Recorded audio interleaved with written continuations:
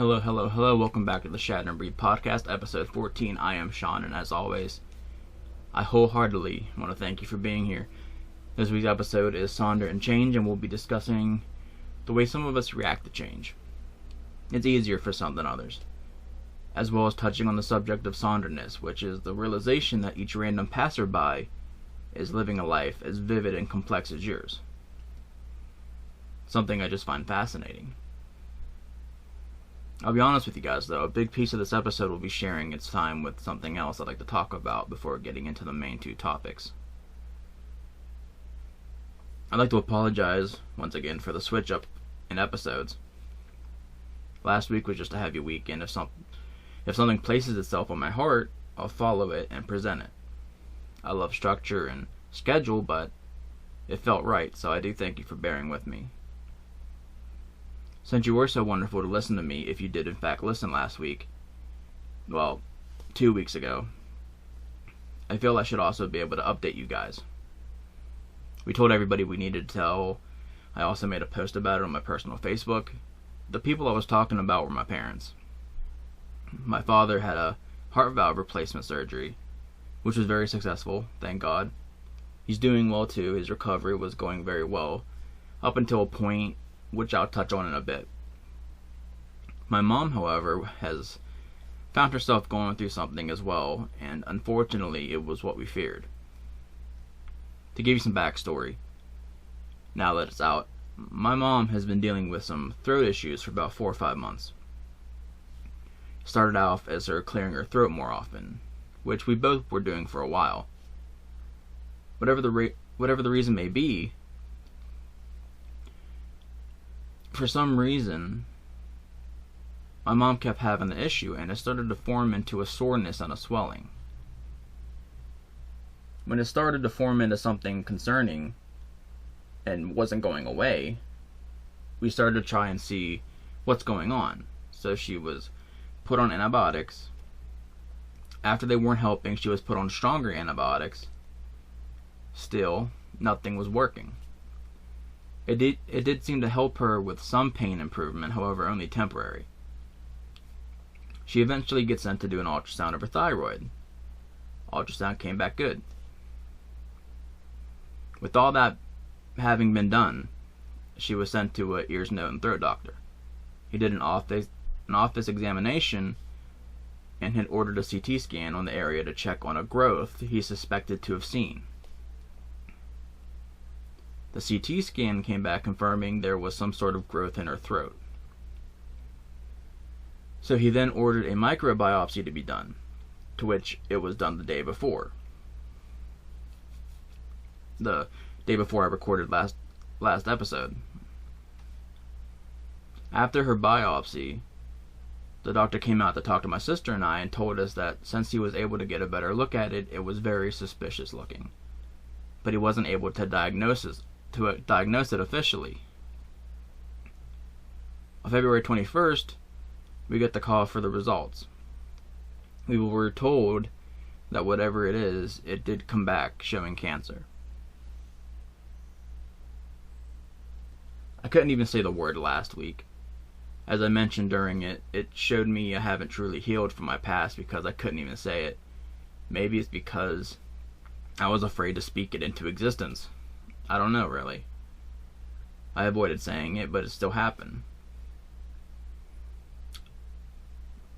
I think mainly it was because I never wanted to see her on that side of things.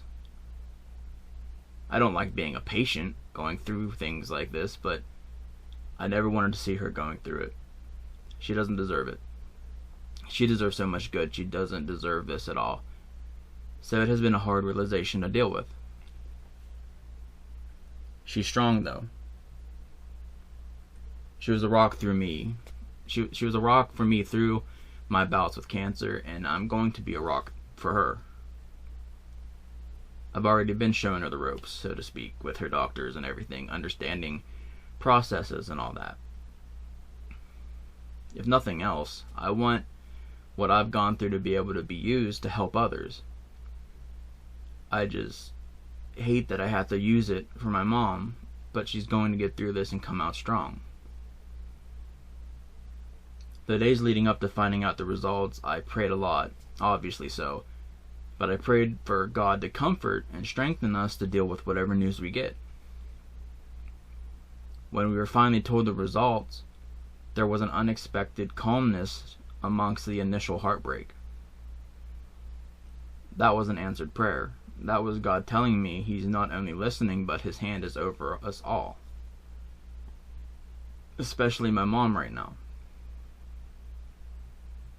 It's things like that that remind me of what my fears and worries try to make me forget.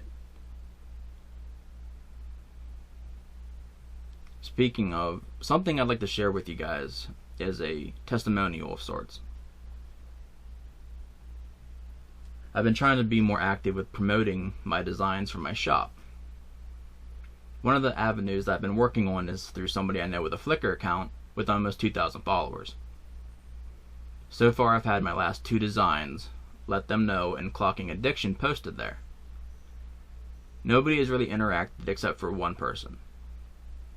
The interesting thing is the designs they reacted to were neither of those. They reacted to 4 older ones. They reacted to lightning in the trees, where it says, they ask how I believe in somebody I can't see as if I can't see lightning forming the shape of trees. Faith, where it says, through faith I prosper. Survivor, which is my cancer survivor design that says, I'm a survivor by the grace of God. And in Jesus' name, which says, in the name of Jesus I will not be defeated. The interesting thing about this is, after they got posted, I watched them like a hawk. No reactions, no faves. It did get some more views, but it didn't grab anybody enough to interact, so I just stopped looking. I was getting discouraged, so I didn't want to keep torturing myself. A few days passed by. During these few days is when we were waiting for the results and all that. When we got the results, the day after we get the results, I'm sitting at my desk and I decided to check to see if my last 2 designs at least got an interaction or 2. They didn't. However, out of nowhere, those 4 did. I could have seen it before we got the results because by the time I saw it, it had been 2 days. However, I didn't see those 4 highlighted until after we got the results. I pay attention to things like that because I feel like they have meaning. I feel we're given signs and it's important to notice them and try to pay attention to them.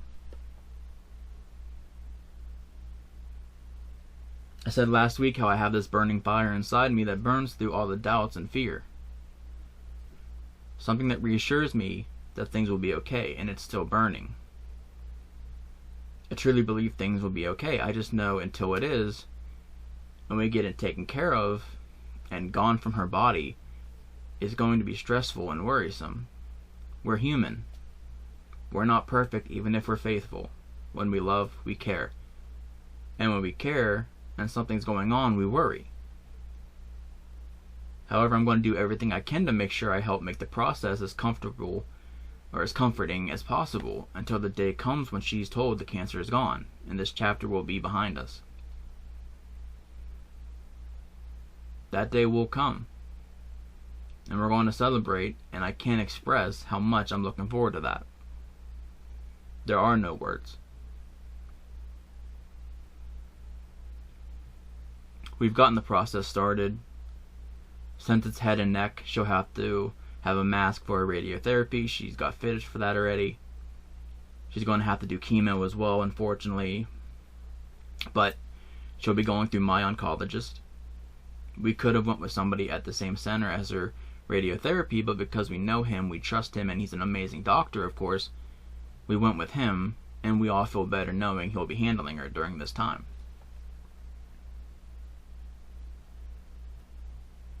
So, as of right now, that's where we're at, and the ball is rolling at least.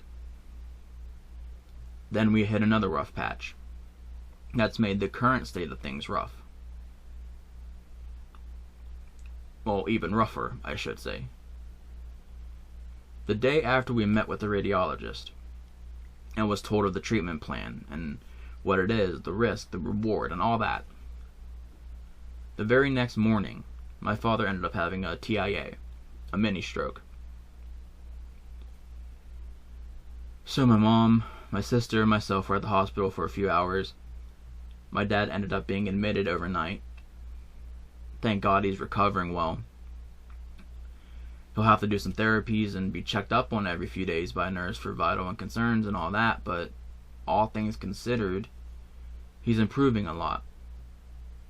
So thankfully, that wasn't worse. Then, I want to say 2 days later, no, it might have been more than that. The days are blending together so bad for me. But anyway, a couple days pass, and then he ends up having, I don't know if it was another one or an extension from the first one, but he ended up in the hospital again, which he was there for about 3 days. I won't go into what they believe caused that specifically. However, he was given some bad instruction, and so his recovery relapsed. He ended up back in the hospital. He did come home though. He is home now, and he's still, besides that hiccup and relapse, he is still doing very well. His recovery is, it's just, it could be so much worse. He's talking, he's walking with a walker now, but every day his grip's getting better, his ability to lift his arms getting better. Like, his improvement, when you think of stroke, we all think of the same thing. We think of the worst. But just the way he's recovering, the way he's bouncing back is incredible to me. So I'm so thankful for that. It's going to take months for him to get back to where he's feeling himself. I mean, he's at the point right now where he's just hoping he doesn't, we don't know for sure. We don't know anything that's going to happen in the future for sure, no matter what it is. But the way he's improving, the way his strength is coming back, the way things are unfolding, I truly do feel like he's going to be better than he realizes by the end of summer. It's not guaranteed, obviously. It all depends on factors from here to now. I feel like, though, that he's going to be better than he realizes. To what extent, if he's completely back to normal, nobody knows. I do feel as if, though, whatever he thinks his limit might be, I feel like he's going to pass that limit. And I certainly hope that's the case. So, that's an update. For any of you who were here last week, invested, and cared about what was going on, I would strongly appreciate any and all prayers, well wishes, positive thoughts, and kind vibes you'd be willing to give on behalf of my mom and my dad. They're strong people, incredible people, and they don't deserve what's going on right now, and so I would truly appreciate that. I also appreciate you allowing me to take some time out of this episode to address it. Don't be surprised if I put more through the episode. This one's definitely being shared with the subject.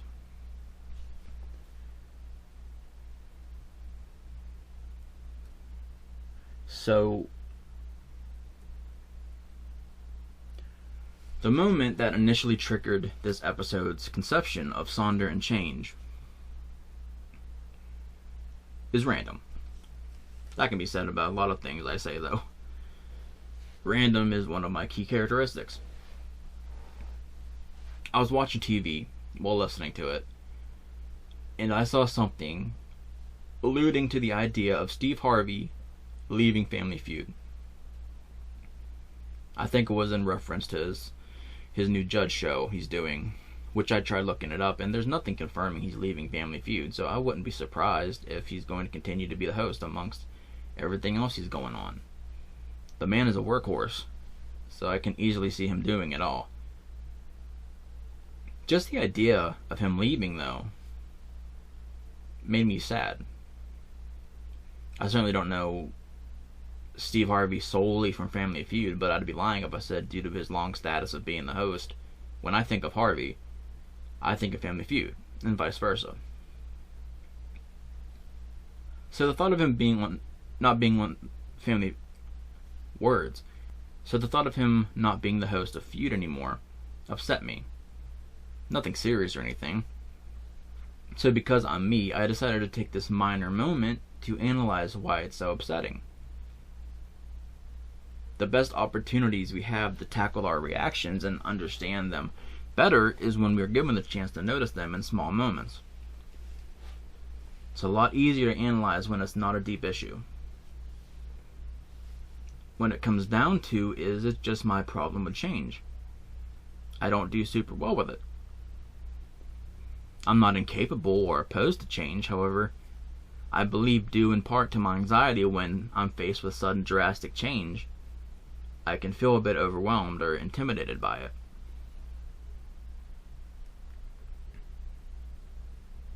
In this case, in the case of Steve leaving the feud, it's simply a matter of I like it. I like watching it. I don't watch it every day. It's not something I look out for. It's just something, if I see it on, I'll watch it. If I watch it, I want Steve there, because at this point, that's just what I'm used to seeing. It's who I enjoy seeing. Now there will be people who feel the same way as I do with this, but they will get mad. My upset isn't anger. My upset is just like, oh, I'm gonna miss him there. Some people that will get angry and call him names and say things as ridiculous as he's sold out or he shouldn't leave a place that's employed him for so long. These little phrases and excuses they like to pull out of their ass in order to keep some familiarity. This is where it dawned on me to speak about sonderness as well. Let's look at what it is at complete face value. Let's look at what it is at complete face value. Steve leaving the feud being the example. Imagine getting mad at somebody because they're doing something they want to do. That's it. That's exactly what it is. Now I want to say again, I don't know if he's even really leaving. I've seen nothing confirming him leaving whatsoever. However, if he did leave, and he did so because he felt that's what he wanted to do, or what he should do, the idea of people getting angry at that is crazy. Steve's not a random passerby, but he is his own person. Getting mad at somebody making a decision that will affect their entire life in what should be a positive way, but it's going to cost you your own personal inconvenience of familiarity on television for an hour, a half hour, and sometimes people will feel as if that cost is too high. Now, if you're somebody who can be engulfed in your emotions easily or get triggered by change, even as small as this, that's perfectly fine. I'm not focusing on those who may get mad at what some may see as minuscule. I'm focusing on those who will take those feelings and instead of working through them and understanding them, they project them outward towards the world and just pollutes the air, either in person or over the international net station, just bleeding their negative feelings and making them manifest instead of resolving them. I totally get that. For some people, change can be hard. I'm one of those people. I'm a creature of habit, sometimes to my own detriment. So when something gets thrown off kilter, especially if it's something sudden, then I will be affected by it drastically, and will have to work on getting through it. If I don't work through it, I'll project my conflict onto others, on the environment I'm in. especially if you have a history of anger issues. That's a recipe for disaster, and exactly the reason we have those Kyle memes out there where there's a hole in the drywall and somebody just captions the photo with "Kyle lives here." Things like that, to a lot of people, not just people named Kyle, happen because our emotions and mental containment have gotten to the boiling point where, if unchecked, it will explode and just pour out onto what's around us. Holes in walls, a broken mouse, broken controller, unhinged doors. Can also be even worse. You can hurt feelings, sever ties, offend somebody, or flat out find yourself into an altercation where you or them both could pay more of a price than either of you should have in the first place.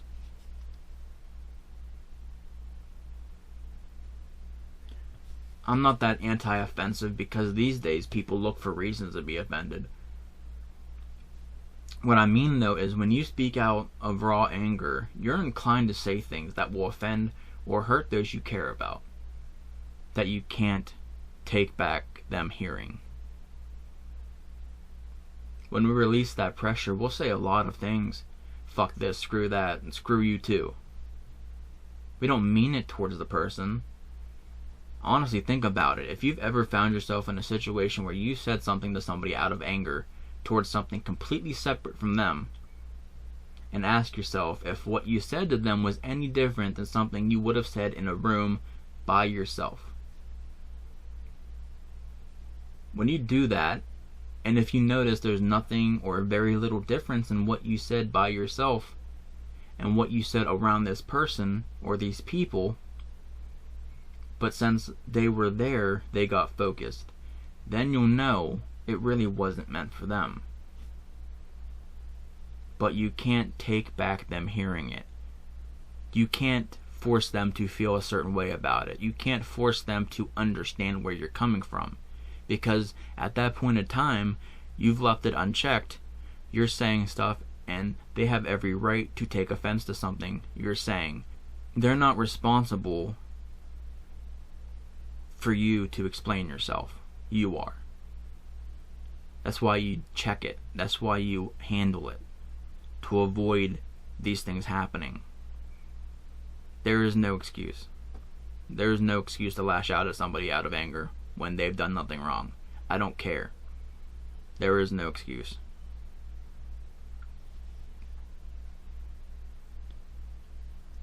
I've said it before though.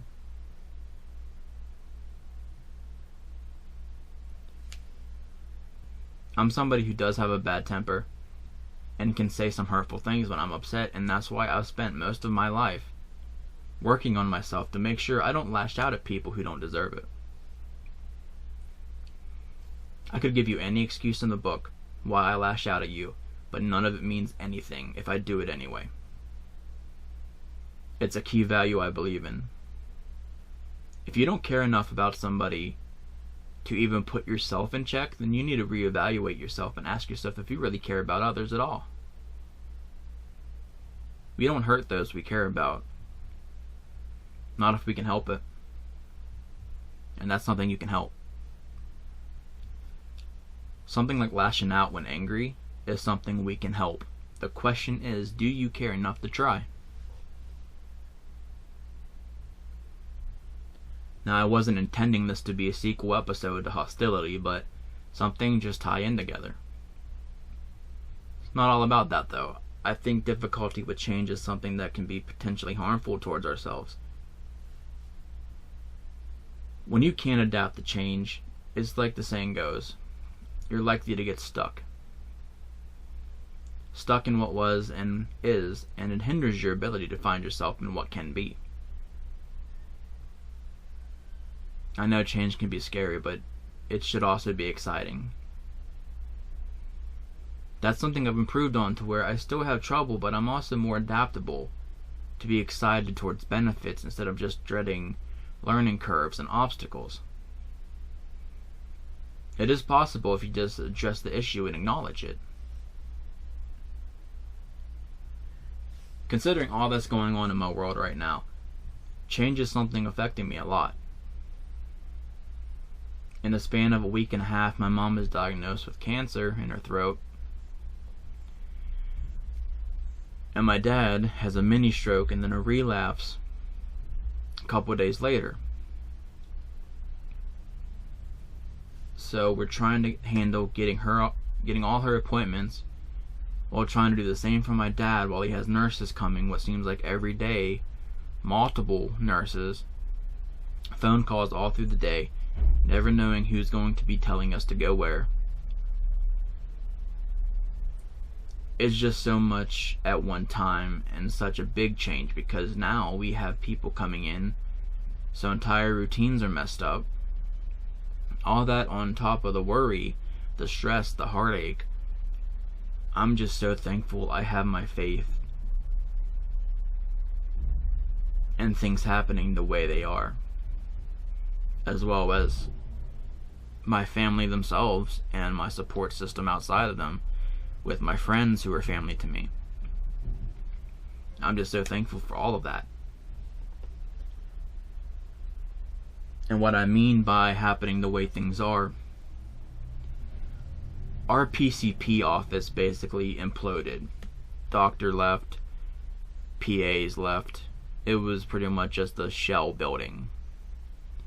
Even now, the new doctor's there, but things just seem like they're chaotic. Anyway, thankfully, we were able to get my mom seen and get the process rolling before all that happened. So if she hadn't gotten seen when she did, who knows if we'd even know she had it right now. Now she's seen the radiologist. She's dealing with my oncologist, who we love and feel confident with, who's already got a plan for her and is super optimistic and hopeful. The radiologist said as long as it hasn't spread, which we should find out before this episode comes out. But I don't think it has, because besides the throat irritation, my mom is healthy. Vitals have been great, blood's been great. She's just dealing with throat problems. So I don't think it spread. I'm praying hard it hasn't. And if in fact it hasn't, he said it's at the state it's in now. If it hasn't spread, if there isn't no surprises, it is highly curable. So she's in the process. She'll be starting treatment soon, and then it'll just be getting through that. That'll be the challenge, and as long as all goes to plan, we can be on the road to recovery and getting her back to being fully healthy. In regards to my dad, he's improving a lot. His speech, his strength, his movement. He's doing so well considering he just had a stroke and then possibly a second stroke or an extended stroke. He's improving and doing very well, so I truly believe in a few months he'll be better than he realizes. I've just been feeling the sense of comfort amongst the chaos lately in the matter, and I truly do believe it's God's comfort. If you're not of faith, for whatever reason, or believe something different than me, then to relate it, it's just like the universe is calming me down. It's not ignoring reality of it. I know the risks, and I know the harsh truth of it too well. Some people may take the things I say as me ignoring the reality of it, but trust me, I am fully aware of what's going on, of what cancer means, of what it can mean, of what it can do. I'm just going off what I feel and what I'm noticing and seeing and using that to fuel myself to be the best person I can be for her right now. Once we get these few months out of the way and all goes as it should, if that's what happens, then that will be a change I'll be glad to accept, because we can get out of this moment of hardship and just focus on a brighter future for all of us. I just can't wait for the day where I can look at my mom and tell her, you beat its ass. I already told her we're going to have matching hoodies. I'm going to get her one of my Survivor hoodies. I'll have to shop once we get there.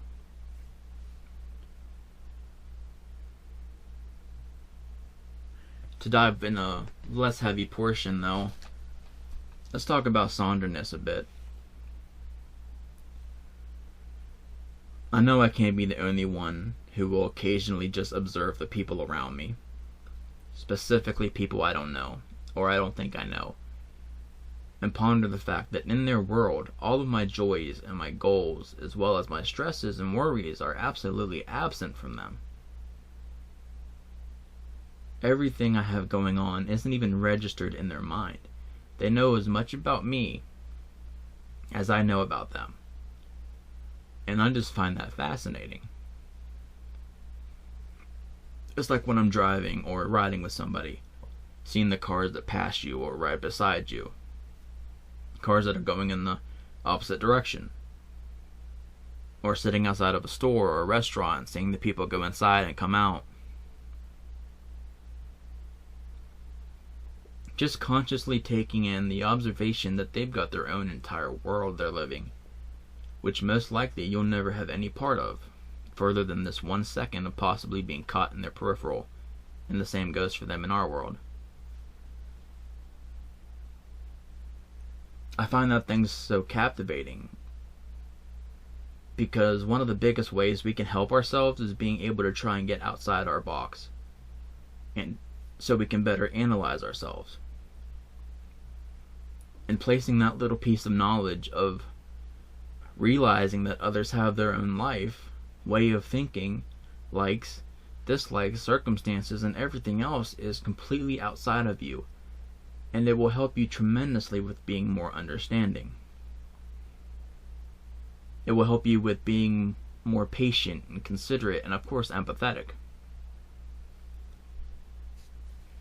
I wish I could have expanded more on these two mental elements, but with everything going on, it's just gotten so difficult right now to focus and apply time towards it. I know this episode isn't going to be as long as usual, but I still wanted to get out and get something to you guys, and I do feel it still has the substance I want to be able to give. I think more people would be a lot more understanding, a lot more considerate, and also a lot less damaged if they were willing to manifest the conscious understanding that people have their own lives, full of things we don't know about. And even if we do know about them, we don't know what's going on at any second of any day when we're not with them. It's easy to get mad when somebody can't do something for us, or isn't responding to a message right away, or even leaves a job, a community, whatever the case may be, because we need help. We want to talk to them, we want to see them. The thing is, they have wants and needs too. The point is that sometimes in life, our wants and needs will suddenly or even slowly shift, and we need to do what's best for us. I do support being more transparent with those we're closest with, but I also understand sometimes that's hard. Which is why understanding and patience is so important on both sides of the relationship we have with others. Nobody likes change when the toll seems heavy for us, but we need to understand that perhaps this change, for those who were changing it, is them finally being able to stop paying the toll that's been crushing them for a long time without sharing the burden with us.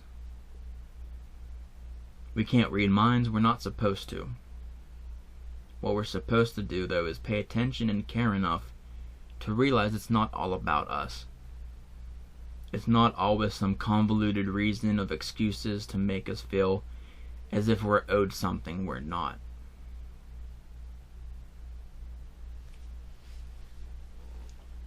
I want to thank you so very much for being here with me this week. Again, I am so sorry this episode was shorter than it normally is, and that it was delayed. I hate doing it, but I'm sure you all understand. I had a good system going where things were done weeks in advance, but then, as you know, things sort of went off course a bit, but we'll get through it. We will get through it, all of us. Next week is our second Casual Friday, where it's just you, myself, and a mic. and I talk about whatever there is to talk about. With this episode being a bit heavy on what's happening in my life. I don't know how long next week will be, but I suppose we'll let the week to come decide that for us. Remember, if you haven't yet, visit the link tree to follow socials, follow Facebook especially for the most up-to-date information. Feel free to check out the shop and check out the designs, see if anything sticks out to you. We got plenty of clothing items that you can put those designs on. You can donate through the Cash App if you're so inclined, but of course you're not required.